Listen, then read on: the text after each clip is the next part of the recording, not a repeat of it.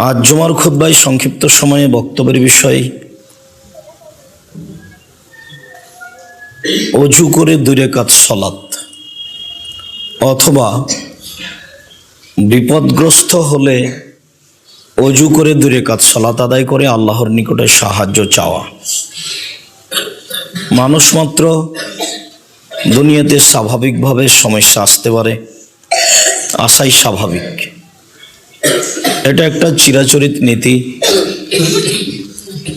আগে থেকেই নবী রাসূল মুমিন পুরুষ নারীর প্রতি বিপদ এসেছে, এখনো আসছে, আসবে, এটাই স্বাভাবিক।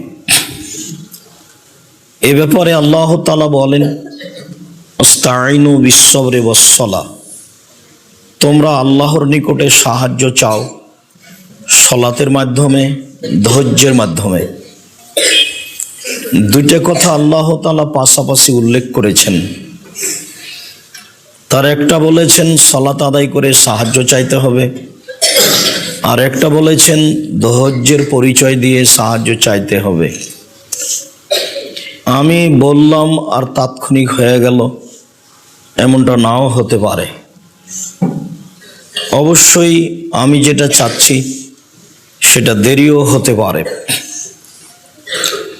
দেরি হয় স্বাভাবিক ব্যাপার। দেরি হওয়ারই লক্ষণ অনেক দেখা যায়। তার একটি হচ্ছে এই বুখারী মুসলিমের একটি ঘটনা। রাসূল সাল্লাল্লাহু আলাইহি সাল্লাম যখন সালাত আদায় করতেন, সিজদা করলে আবু জাহালের এটা খুব খারাপ লাগতো। তো আবু জাহাল বলেছিল, মোহাম্মদ যখন সিজদা করতে যাবে তখন তার মাথায় একটা উটের ভুঁড়ি চাপিয়ে দিতে হবে, এটা তোমরা কে করতে পারো? তো একজন বলল, আমি আছি, আমি সেটা পারবো। রাসূল সাল্লাল্লাহু আলাইহি সাল্লাম যখন সিজদায় গেলেন তখন সে লোকটি উটের ভুঁড়িটি নিয়ে এসে তার মাথার উপরে চাপিয়ে দিল। কেউ ফাতেমা রাদিয়াল্লাহু তাআলা আনহাকে বললেন, তোমার আব্বার অবস্থা এই। তিনি দৌড়িয়ে গেলেন, মাথার উপর থেকে উটের ভুঁড়িটি সরানোর পরে তাদেরকে গালি দেওয়ার ইচ্ছা পোষণ করলেন। রাসূল সাল্লাল্লাহু আলাইহি সাল্লাম সালাত শেষে তাদের জন্য বদদোয়া করলেন, আল্লাহ উতবা, শায়বা, ওয়ালিদ ইবনে মুগীরা এদের ধ্বংস করো। রাসূল সাল্লাল্লাহু আলাইহি সাল্লাম অপমান অবস্থায় তাদের জন্য বদদোয়া করে তার বদদোয়া কবুল হয়েছিল 12 বছর পরে বদরের যুদ্ধে। অপদস্থ হয়েছিলেন মক্কায়, আর বাস্তব ঘটনা ঘটেছিল, যারা অপদস্থ করেছিল তারা ধ্বংস হয়ে গেছিল বদরের যুদ্ধে বহুদিন পরে, প্রায় 12 বছর। পৃথিবীর সবচেয়ে শ্রেষ্ঠ দামি নবী মুহাম্মদ সাল্লাল্লাহু আলাইহি সাল্লাম, তার বিপদগ্রস্ত অবস্থায় দোয়াটি কবুল হতে দীর্ঘ সময় লাগে, তার প্রমাণ এটাই। তবে ধৈর্যের পরিচয় দিয়ে আল্লাহর নিকটে বিপদের কথাটি বলতে হবে। সবার জানা কথা, ইয়াকুব আলাইহিস সালামের অনেক ছেলে ছিল। তার একটি ছেলে ছিল ইউসুফ। ইউসুফকে তিনি বেশি ভালোবাসতেন বলে অন্য ছেলেরা মনে করত। এক পর্যায়ে অন্য ছেলেরা বলল, আপনি ইউসুফকে আমাদের সাথে পাঠিয়ে দেন, ও আমাদের সাথে থাকবে, আমাদের সাথে খেলাধুলা করবে, আমরা যেখানে কাপড় চোপড় রাখবো সেখানেও দেখাশোনা করবে। তখন ইয়াকুব আলাইহিস সালাম বললেন, আমার ভয় হয় ইউসুফকে বাঘে ধরে খেয়ে নিতে পারে। তখন তারা বলল, বলেন কি আপনি, আমরা একটি জামাত রয়েছি আর ইউসুফকে বাঘে ধরে খাবে, এটা কেমন হয়? শেষ পর্যন্ত ইয়াকুব আলাইহিস সালাম তাকে পাঠিয়ে দিলেন। যা ঘটার তাই ঘটল।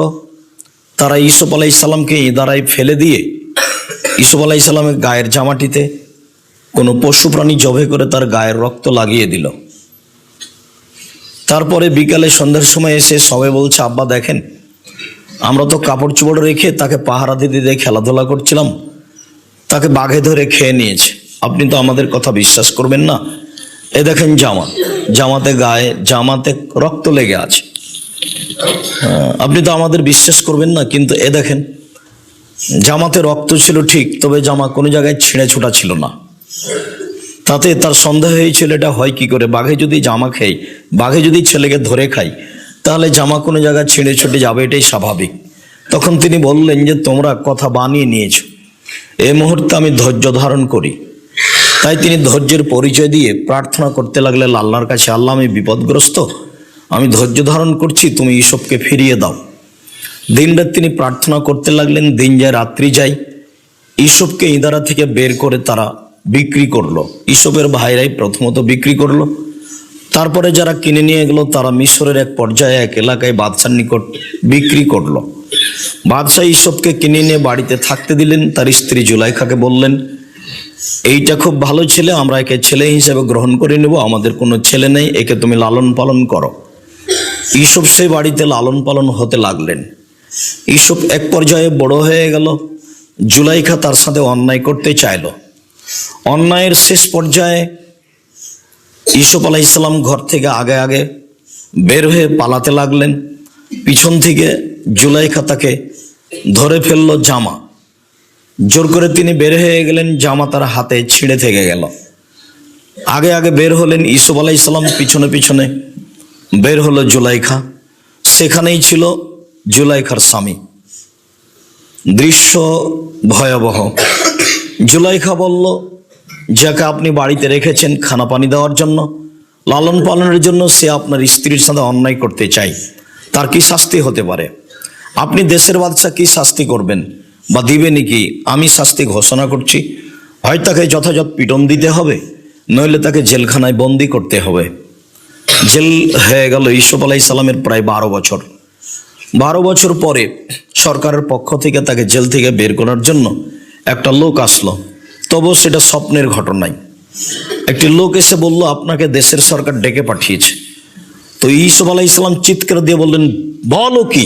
বাদশাকে গিয়ে বলো, জুলাইখাকে জাতির সামনে বলতে হবে আমি অন্যায় করেছি, ইউসুফ অন্যায় করেনি। যতদিন পর্যন্ত জুলাইখা জাতির সামনে ঘোষণা না দিয়েছে অন্যায় আমি করেছি, ইউসুফ অন্যায় করেনি, ততদিন পর্যন্ত আমি ইউসুফ জেলখানা থেকে বের হব না। এই কথা তাকে খোলা মাঠে ঘোষণা দিতে হবে। ফিরে এসে ইউসুফের এই অহংকারজনক বক্তব্য জানিয়ে দেওয়া হলো বাদশাকে। বাদশাহ জুলাইখাকে বলল, ঘটনা এই। জুলাইখা জাতির সামনে বলল, হ্যাঁ ইউসুফ ঠিক বলেছে, আমি অন্যায় করেছিলাম, ইউসুফ অন্যায় করেনি। আমি অন্যায়ের জন্য সব দরজা বন্ধ করেছিলাম। ইউসুফকে বলেছিলাম, ইউসুফ তুমি অন্যায় লিপ্ত হও। ইউসুফ বলেছিল, মাআযাল্লাহ, আমি আল্লাহর কাছে আশ্রয় চাই। বলো কি তুমি? আহসানা মাসায়া রব্বি, আমার প্রতিপালক আমাকে ভালো জায়গা থাকতে দিয়েছেন, ভালো খেতে দিয়েছেন। তোমার সাথে অন্যায় করে আমি মালিকের সাথে খিয়ানত করতে পারি না। যারা অন্যায় করে তারা জালেম, সে বিপদগ্রস্ত হবে। সেই কথা ইউসুফ বলেছিল। আমি নিজে থেকে তাকে ভুল পথে নিয়ে যাওয়ার জন্য প্রাণপণে চেষ্টা করেছিলাম। ইউসুফ অন্যায় করেনি, এ কথাই ঠিক। এই ঘোষণা দিয়ে ইউসুফ জেলখানা থেকে বের হলেন। বাদশাহ তাকে সমর্থন করলো, দায়িত্ব দিয়ে দিল।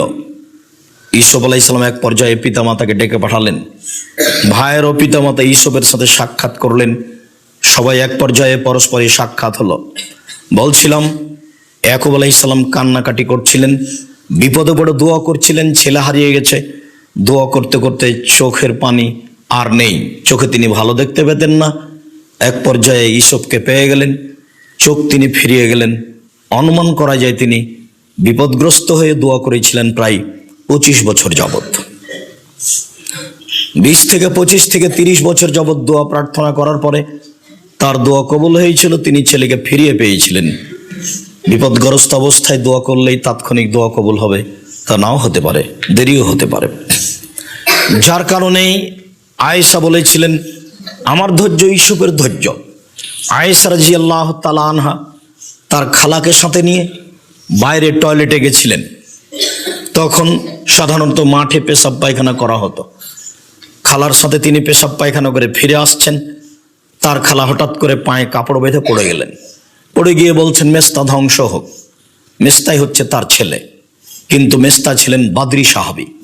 আয়েশা রাদিয়াল্লাহু তাআলা আনহা শিক্ষিতের সাথে বুদ্ধিমতী মহিলা, তিনি চট করে খেপে বললেন, বলেন কি খালা? মেস্তা হচ্ছে বাদরি সাহাবী, তিনি বদরের যুদ্ধে উপস্থিত ছিলেন। তাদের ব্যাপারে রাসূল সাল্লাল্লাহু আলাইহি সাল্লাম বলেছেন, আল্লাহ তাআলা বলেন, এ মালুম আসে তুম কাদ গাফারতু লাকুম, এই বদরের যুদ্ধে উপস্থিত যোদ্ধারা সাহাবীরা, আমি আল্লাহ তোমাদের সব পাপ ক্ষমা করে দিয়েছি, তোমাদের যা ইচ্ছা তাই করো। বাদরি সাহাবী হচ্ছে এত উন্নত মানের, এত সম্মানী সাহাবী, আপনি তার ব্যাপারে বলছেন মেস্তা ধ্বংস হোক। খালা বলেন কি কথা? তখন খালা বলছেন, তুমি কি জানো ঘটনা কি? ঘটনা কি খালা? তুমি নাকি অন্যায় করেছো সাফনের মুআত্তালের সাথে, সেই কথা মেস্তা বলে বেড়াচ্ছে। তাই আমি অন্যায় করেছি, অশ্লীল কাজ করেছি, এই কথা মেস্তা বলে বেড়াচ্ছে।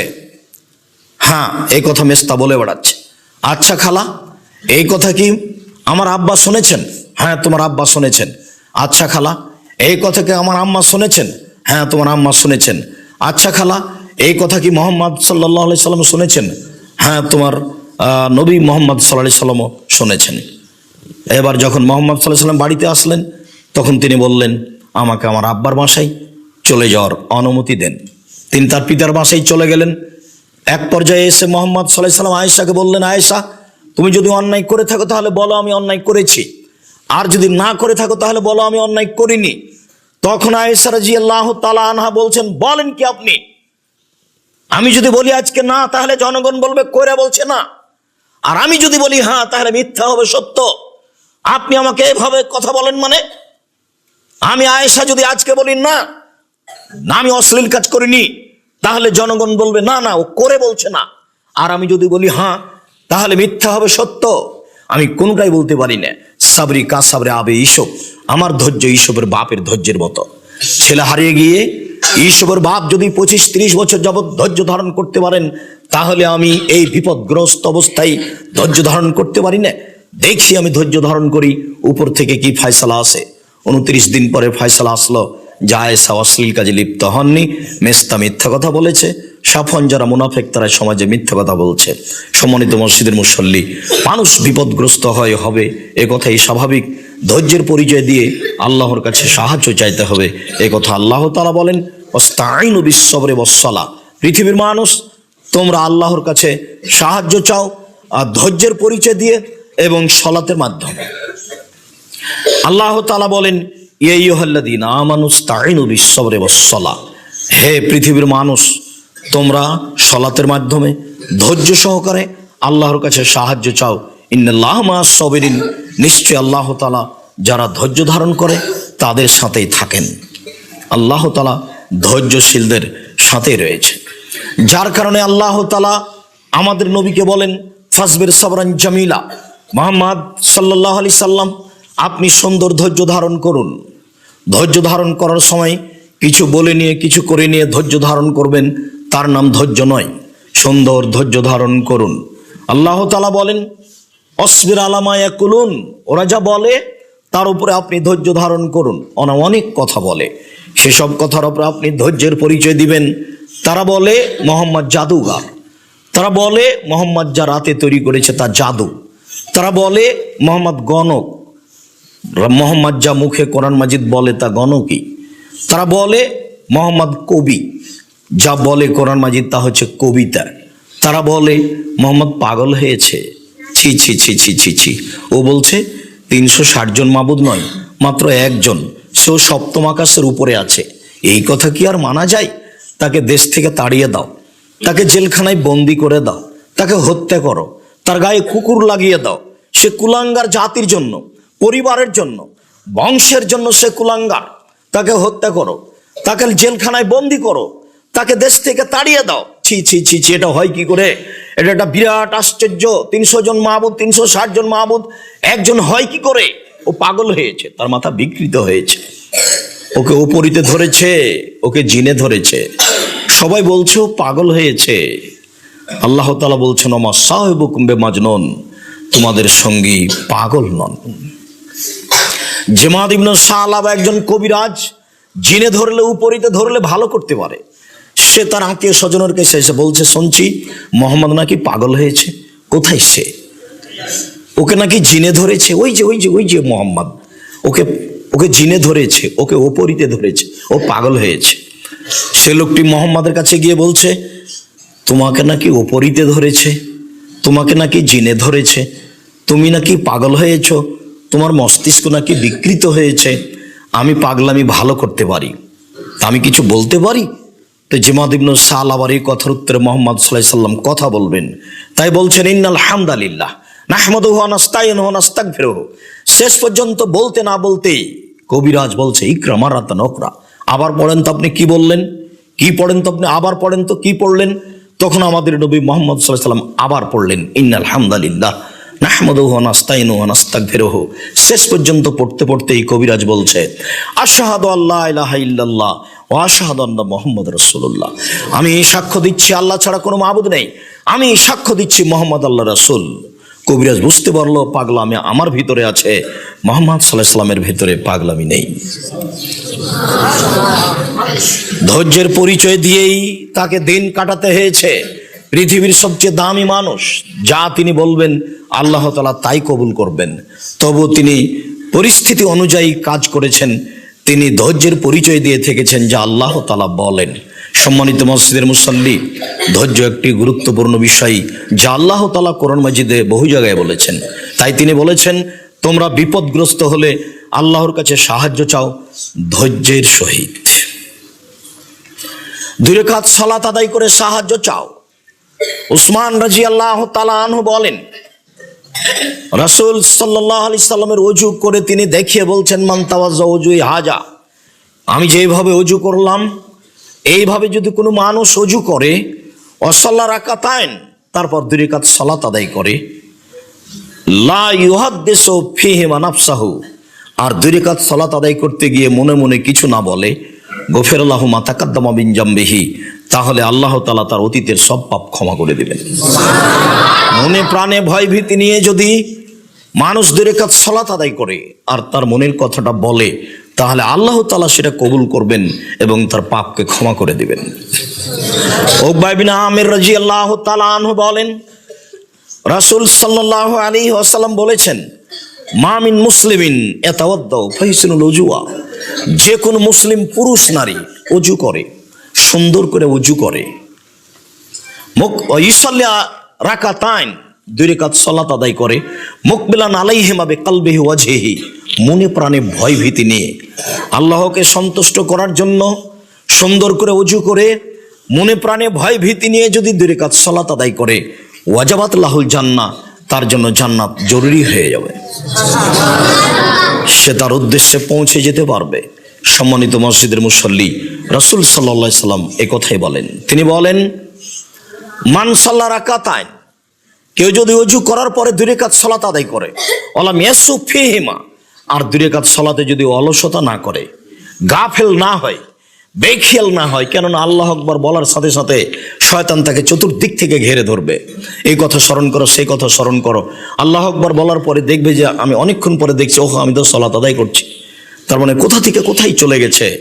রাসূল সাল্লাল্লাহু আলাইহি সাল্লাম বলেন কেউ যদি মনে প্রাণে ভয় ভীতি নিয়ে অলসতা ছাড়াই 2 রাকাত সালাত আদায় করে, তাহলে তার অতীতের সব পাপ ক্ষমা হয়ে যাবে। সম্মানিত মসজিদের মুসল্লি, মানুষ যদি বিপদগ্রস্ত হয়ে 2 রাকাত সালাত আদায় করে আল্লাহর কাছে কিছু বলে, তাহলে তা কবুল করবেন, একথা রাসূল সাল্লাল্লাহু আলাইহি সাল্লাম বলেন। বুরায়দা রাদিয়াল্লাহু তাআলা আনহু বলেন আসবাহা রাসূলুল্লাহ সাল্লাল্লাহু আলাইহি সাল্লাম, একদা আল্লাহ রাসূল সকাল করলেন, ফজরের সালাত আদায় করলেন, দা বেলালান, তারপর বেলালকে ডাকলেন, এই বাচ্চা,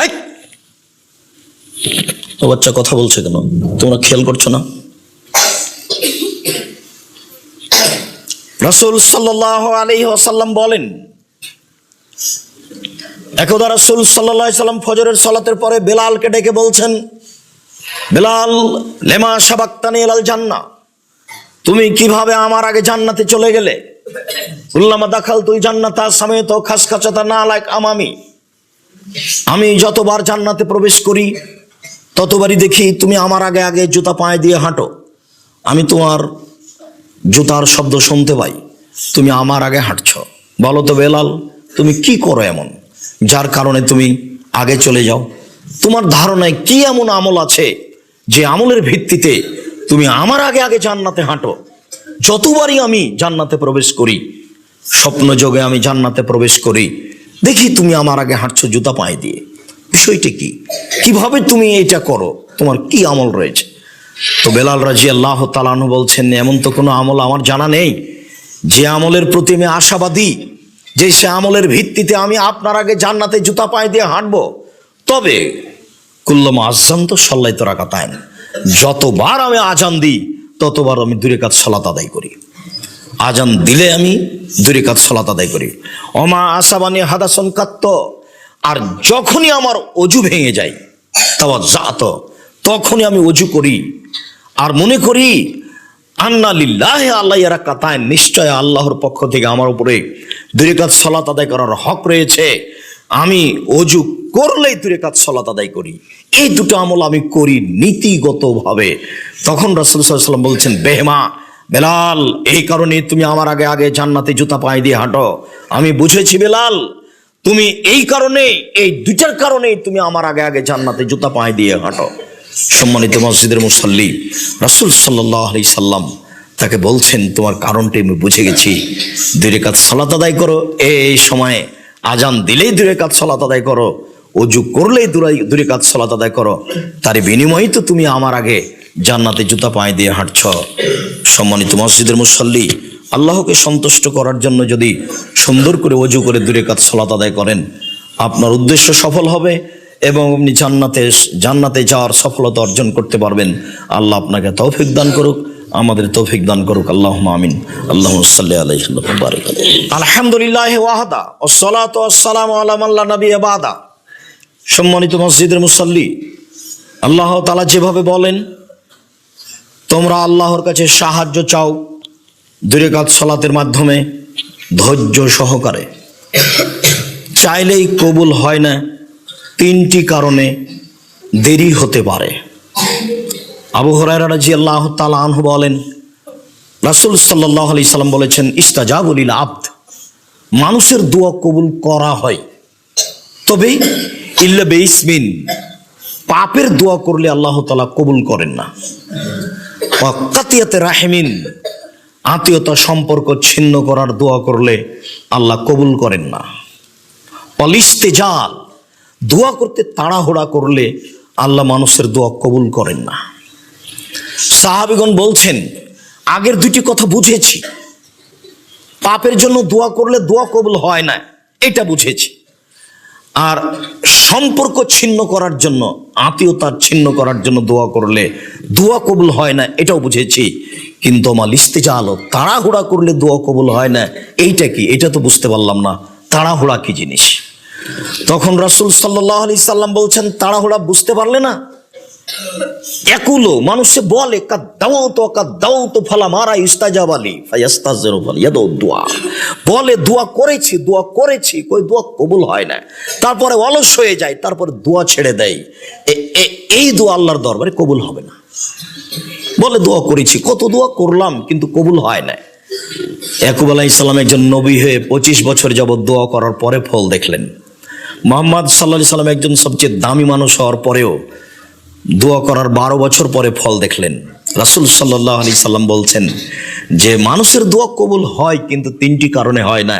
তার একটি হচ্ছে তাড়াহুড়া করলে দোয়া কবুল হয় না। আমাদের দোয়ার বিষয়ে তাড়াহুড়ার কিছু নেই। তাড়াহুড়া করলে দোয়ায় সফলতা হতে পারবো না, সফলতা অর্জন করতে পারবো না। 2 রাকাত সালাত আদায় করে আল্লাহর নিকটে সাহায্য চেয়ে বিপদে পড়ে দোয়া করতে হবে, তাহলে দোয়া কবুল হবে। আবু হুরায়রা রাদিয়াল্লাহু তাআলা আনহু বলেন, হাজারা ইব্রাহিম মা সারা, ইব্রাহিম আলাইহিস সালাম তার স্ত্রী সারাকে নিয়ে একদা সফর করলেন। ফা দাখালা কারিয়াতান ফিহা জাব্বারুন মিনাল জাবাবেরা, ইব্রাহিম আলাইহিস সালাম তার স্ত্রী সারাকে নিয়ে সফরে চলতে চলতে এক গ্রামে প্রবেশ করলেন। সেই গ্রামে ছিল স্বৈরাচারী শাসক। শাসককে বলা হলো, দাখারে ইব্রাহিম মাহু ইমরাহে আহসানুন নিসা মিনাল আরব, একজন মহিলা, একজন লোক তার নাম ইব্রাহিম এই এলাকায় প্রবেশ করেছে, তার সাথে একজন মহিলা রয়েছে, সে আরব ভূখণ্ডের সবচেয়ে সুন্দরী। ফাকিল আল্লাহ, তাকে বলা হলো যে তুমি তোমার স্ত্রী নিয়ে এখানে আসো। ইব্রাহিম আলাইহিস সালাম কাছে এই সংবাদ পৌঁছলেই ইব্রাহিম আলাইহিস সালামকে জিজ্ঞাসা করা হলো, তাকে ডাকার পরে, মান হিয়া আল্লাতী মাক, আপনার সাথে যে মহিলাটি রয়েছে সে মহিলা কে? তখন ইব্রাহিম আলাইহিস সালাম বললেন, হে উখতি, সে আমার বোন। সে এলাকায় স্বামী স্ত্রী পার হওয়ার কোনো পথ ছিল না, তবে ভাই বোন হয়ে সহজে পার হওয়া যায়। তিনি এই কৌশল অবলম্বন করে তিনি বললেন, এটা আমার বোন। তারপর তিনি তার স্ত্রীর কাছে ফিরে গিয়ে বলছেন, লা তুকাজ্জিবি বিহাদিসি, সারা তুমি আমার কথায় আমাকে মিথ্যুক প্রমাণ করো না। কাদ আখবারত, আমি তাদের বলে দিয়েছি যে আন্নাকে উখতি, তুমি আমার বোন। এখন যদি তুমি বলো যে ইব্রাহিম আমার স্বামী, তাহলে কিন্তু আমি মিথ্যুক হয়ে যাব। সারা তুমি মনে রেখো, আমি আর তুমি ছাড়া এই মাটির ওপরে কোনো মুসলমান নেই, কোনো মুমিন পুরুষ নারী নেই, এই হিসাবে আমরা দুইজন ভাই বোন বটে, কাজেই তুমি আমাকে মিথ্যুক প্রমাণ করো না। এরপরে ইব্রাহিম আলাইসাল্লাম যে কৌশল অবলম্বন করলেন তা রক্ষা হলো না। শেষ পর্যন্ত তার স্ত্রীকে ডেকে পাঠানো হলো স্বৈরাচারী শাসকের কাছে। তিনি বললেন, ঠিক আছে যাও। এই কথা বলে তিনি সালাত শুরু করলেন। বিপদে পড়ে ইব্রাহিম আলাইসাল্লাম সালাত শুরু করলেন, কিভাবে তার স্ত্রীকে রক্ষা করা যায়। তিনি সালাত আরম্ভ করলেন, ওইদিকে প্রবেশ করলেন তার স্ত্রী স্বৈরাচারী শাসকের ঘরে। ঘরে প্রবেশ করতেই শাসক দাঁড়ালো, তার গায়ে হাত লাগাবে। তখন সারা বলছেন, থামেন, আগে অজু হবে, 2 রাকাত সালাত হবে, তারপরে কোনো কথা। তিনি অজু করলেন, 2 রাকাত সালাত আদায় করলেন। তুলেকার সালাত আদায় করে বলছেন তিনি আল্লাহকে, আল্লাহুম্মা ইন কুনতা তাআলাম, হে আল্লাহ তুমি যদি জেনে থাকো, ইন্নী আমানতু বিকা ওয়া রাসূলিকা, আমি তোমাকে বিশ্বাস করি, আমি তোমার রাসূলকে বিশ্বাস করি, আমি তোমাকে আল্লাহ এক অদ্বিতীয় বলে মেনে নিয়েছি। 2, আমি ইব্রাহিম আমার স্বামী, এ কথা বলছি না, আমি বলছি ইব্রাহিম নবী, আমি ইব্রাহিমকে নবী বলে মেনে নিয়েছি। হে আমার প্রতিপালক, যদি আমার এই কথা দুটো ঠিক হয়, তারপরের কথা, ওমা আহসানতু ফারজি ইল্লা জাওজি, আমার লজ্জা স্থানকে আমার স্বামী ছাড়া জীবনে পৃথিবীর কোনো মানুষকে ব্যবহার করতে দিনি। এই কথা যদি আমার সত্য হয়ে থাকে, ফালা তুসাল্লিত আলাল কাফেরা, তাহলে এই কাফেরকে তুমি আমার উপরে জয় করো না। কথা 3টে যদি ঠিক হয়ে থাকে, তাহলে নির্জনে কাফের যেন আমার গায়ে হাত লাগাতে পারে না। কথা শেষই হয়নি, ফাগুত্তা, সে অজ্ঞান হয়ে মাটিতে পড়ে লাগলো। মাটি সে পড়ে গেল, আর রাখা যাবে রিজলেহি, তার পা দিয়ে সে মাটির উপরে আঘাত করতে লাগলো। সারা ভাবলেন, এ যদি এখন মারা যায়, তাহলে দেশবাসী বলবে আমরা স্বামী স্ত্রী তাকে হত্যা করেছি, তখন আমরা আটকা পড়ে যাব। তখন তিনি আল্লাহকে বললেন, আল্লাহ তুমি একে মেরে ফেলো না। আবার স্বৈরাচারী শাসকও বলল সারাকে, সারা তুমি আল্লাহর কাছে দোয়া করো, আমি যদি এই বিপদ থেকে বেঁচে যাই, তাহলে আমি তোমার সাথে অন্যায় করব না। সারা তার প্রতিপালকের কাছে প্রার্থনা করলেন, সে ভালো হয়ে গেল। ভালো হয়ে যাওয়ার পরেও সে আবার অন্যায় করার ইচ্ছা পোষণ করলো। আবারও সারা এ কথাই বললেন, আমি যদি তোমাকে বিশ্বাস করে থাকি, তোমার নবী ইব্রাহিমকে যদি আমি নবী বলে মেনে নিয়ে থাকি, আমার জীবনে যদি আমার লজ্জা স্থানকে আমার স্বামী ছাড়া আমার জীবনে কাউকে ব্যবহার করতে না দিয়ে থাকি, আমার এই কথা যদি সত্য হয়ে থাকে, ফালা তুসাল্লিত আলাল কাফেরা, তাহলে এই কাফেরকে তুমি আমার নির্জনে এই ঘরে আমার উপরে জয় করবে না। কথা বলা শেষই হলো না, সে অজ্ঞান হয়ে পড়ে গেল, পা মাটির উপরে মারতে লাগলো। সারা ভাবলেন, এ যদি মারা যায়, তাহলে আমরা এখানে স্বামী স্ত্রী আটকা পড়ব, সরকার আমাদেরকে হত্যা করার দায়ে আটকে দিবে। আবার সেও বলল, তুমি আল্লাহর কাছে প্রার্থনা করো, আমি যদি এই বিপদ থেকে বেঁচে যাই, তাহলে তোমার সাথে অন্যায় করব না। সারা আবার আল্লাহর দরবারে প্রার্থনা করলেন, সে বিপদ থেকে বেঁচে গেল। এরপরেও সে অন্যায় করার চেষ্টা করলো তৃতীয়বারে সে বিপদগ্রস্ত হলো। যখন তৃতীয়বার বিপদগ্রস্ত হলো, তখন বলছে, এই তোমরা কে আছো? আরসালতু ইলাইয়া শাইতান, তোমরা আমার কাছে শয়তানকে পাঠিয়েছ, এ তো শয়তান। স্বৈরাচারী শাসক বলল, সারা হলো শয়তান, আপনি যার জন্য উপকার করবেন সে আপনার ক্ষতি করবে, এ কথাই ঠিক। জীবনে যদি উপকার করেন মানুষের, তাহলে আপনাকে বুঝতে হবে এমন একদিন আসবে যেই দিন আমি এর মাধ্যমে ক্ষতিগ্রস্ত হব, এটা স্বাভাবিক ব্যাপার। বুখারী মুসলিমের হাদিস। সারা তিনবার তাকে দোয়া করে বিপদ থেকে উদ্ধার করলো। এর পরেও স্বৈরাচারী শাসক বলছে, এই তোমরা কে আছো? তোমরা তো শয়তান পাঠিয়েছো, এ তো শয়তান। এর জেউহা, তোমরা একে পাঠিয়ে দাও ইব্রাহিমের কাছে, এবং তার কাছে একটা খাদেম দিয়ে দাও যার নাম হাজেরা। সারা খাদেম, মেয়ে খাদেমা হাজারাকে নিয়ে ইব্রাহিম আলাইহিস সালামের কাছে উপস্থিত হলেন। ইব্রাহিম আলাইহিস সালামকে বললেন, আল্লাহ তার উদ্দেশ্যকে ধ্বংস করেছে, সে আমাদের একটা কাজের জন্য খাদেমা দিয়েছে, তার নাম হাজেরা। ইব্রাহিম আলাইহিস সালাম বিপদ থেকে বেঁচে চলে গেলেন স্বদেশে। 2 রাকাত সালাতের মাধ্যমে, ধৈর্যের মাধ্যমে বিপদ থেকে বাঁচলেন। সম্মানিত মসজিদের মুসল্লি, বিপদগ্রস্ত হলে 2 রাকাত সালাত আদায় করে আল্লাহর কাছে সাহায্য চাইলে আল্লাহ সাহায্য করবেন, এ কথাই ঠিক। আবু হুরায়রা রাদিয়াল্লাহু তাআলা আনহু বলেন, রাসূল সাল্লাল্লাহু আলাইহি সাল্লাম বলেছেন, লাম ইয়াতাকাল্লাম ফিল মাহাদি ইল্লা সালাসা, পৃথিবীতে মাত্র 3 জন শিশু সন্তান মায়ের কোলে কথা বলেছে। 3 জন, তার মধ্যে একজন হচ্ছেন ঈসা আলাইহিস সালাম, মায়ের কোলে যখন দুধ খান তখনই কথা বলেন। তার একজন হচ্ছে এক মহিলা তার বাচ্চাকে দুধ খাওয়াচ্ছিল, তখন একটা লোক ঘোড়ায় চড়ে চলে গেল। মহিলা বলল যে, আল্লাহ তুমি আমার এই বাচ্চাটাকে ওই লোকের মতো করিও, লোকটা কত দামি সম্মানী ঘোড়ায় চড়ে যাচ্ছে। তো বাচ্চা দুধ ছেড়ে দিয়ে বলছে, না, আমাকে যেন আল্লাহ তার মতো না করে। তারপর একটু পরে একটা মেয়ে চলে যাচ্ছে ওখান থেকে, ওই রাস্তা দিয়ে। তখন মহিলা বলছে, আল্লাহ তুমি আমার বাচ্চাটাকে মহিলার মতো করো না। তখন বাচ্চা দুধ ছেড়ে দিয়ে বলছে, না, আল্লাহ তুমি আমাকে এই মহিলার মতোই করো। লোকটা ছিল স্বৈরাচারী, দুধের বাচ্চা অবগত হয়েছিল, যার কারণে না করলো আমি লোকের মতো হতে চাই না। আর এই মহিলাটি ছিল ভালো, তার উপরে অপবাদ দেওয়া হয়েছিল, সতীসাধ্যী নারী। অপবাদ দেওয়ার কারণে তাকে এলাকা থেকে চলে যেতে বলা হচ্ছে, অথচ সে খুব পরহেজগার নারী। তাই বাচ্চা বলেছিল, না, আমি এর মতো পরহেজগার হতে চাই। হাদিসটি বুখারী মুসলিম। তার একটি ঘটনা হলো জোরাইজ। 3 জন কোলে, মায়ের কোলে দুধ খাওয়া অবস্থায় কথা বলেছিল, তার একটি জোরাইজের ঘটনা। জোরাইজ তার গির্জা ঘরে সালাত আদায় করছিল। ফাজাতহু উম্মুহু, এই সময় তার মা চলে আসলো। ফাদাতহু, তার মা তাকে ডাকলো, জোরাইজ, জোরাইজ। তখন সে মনে মনে ভাবতে লাগলো, উসাল্লি উজিবহা, আমি কি আসলে মায়ের ডাকে সাড়া দিব, না আমি সালাত আদায় করব? আমি কি আসলে মায়ের ডাকে সাড়া দিব, না সালাত আদায় করব? এইভাবে ভাবতে ভাবে একটু দেরি হয়ে গেছে। যখন দেরি হয়ে গেছে তখন তার মা ছেলের উপরে বদদোয়া করে বলছে, আল্লাহুম্মা লা তুমিতু হাত্তা তুরিহু জুহাল মুমিসাত, আল্লাহ তুমি এই ছেলের মরণ দিও না, যতক্ষণ পর্যন্ত পতিতালয়ের মহিলার মুখ না দেখেছে ততদিন পর্যন্ত এই ছেলের তুমি মরণ দিও না। মায়ের দোয়া হাতে হাতে কবুল হয়ে গেল। হঠাৎ একজন মহিলা এসে উপস্থিত হলো, তাকে জেনার প্রস্তাব দিল। ফাবা, জোরাইজ নাকচ করলো, ছি ছি ছি ছি ছি, কি কথা। ফা তাতি রাইয়ে, মহিলা একটা রাখালের কাছে আসলো। ফাম কানাথু, তাকে জোর করে চেপে ধরলো, তার সাথে অশ্লীল কাজ করলো। ফাবালাদাত গোলামান, এতে একটা সন্তান জন্ম নিল। মহিলা বলল, হাজামিন জোরাইজ, এই সন্তান হচ্ছে জোরাইজের পক্ষ থেকে। যখন জনগণ এই কথা শুনলো, না বুঝে ফাতাহু, জনগণ তার কাছে আসলো। ফাক কাসসারুহ, এসে জনগণ তার গির্জাঘরকে ভেঙে একবারে চৌচির করে দিল। ওয়ানজালুহ, তারা তাকে টেনে ঘর থেকে নামিয়ে দিল রাস্তায়। ওয়াসাব্বুহ, তারা তাকে অকথ্য ভাষায় গালি দিল। যার যেটা মনে লাগলো, না বুঝে সে কাজ করে ফেললো।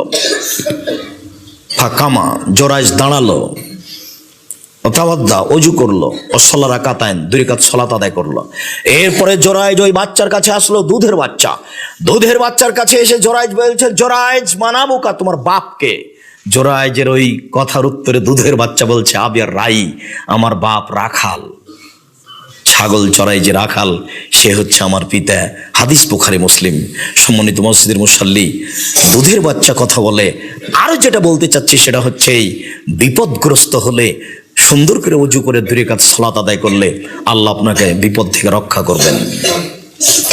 সম্মানিত মসজিদের মুসল্লি, আমরা খুতবার শেষ অংশে এসে আপনাকে যে গুরুত্বপূর্ণ বিষয়টি পেশ করছিলাম, গুরুত্বপূর্ণ বিষয়টি পেশ করার পরে আপনাকে বলতে চাচ্ছি এই যে, প্রত্যেকটা মানুষ সামাজিক জীবনে কোনো সময় না কোনো সময় বিপদগ্রস্ত হতেও পারে। যদি কোনো সময় এরকম পর্যায়ে চলে আসে, তাহলে 2 রাকাত সালাত আদায় করে ধৈর্যের মাধ্যমে আল্লাহর কাছে সাহায্য চাইলে সাহায্য পাবেন ইনশাআল্লাহ। আমরাও ছাত্র শিক্ষক এখানে আল্লাহর দরবারে প্রার্থনা করে বলছি, আল্লাহ, আমরাও সময়ে বিপদগ্রস্ত হচ্ছি। যদি এরকম বিপদ আমাদের সামনে চলে আসে, তাহলে আমরা যেন তোমার কাছে 2 রাকাত সালাত আদায় করে তোমার দরবারে সাহায্য চাইতে পারি, এই তৌফিক তুমি দান করো।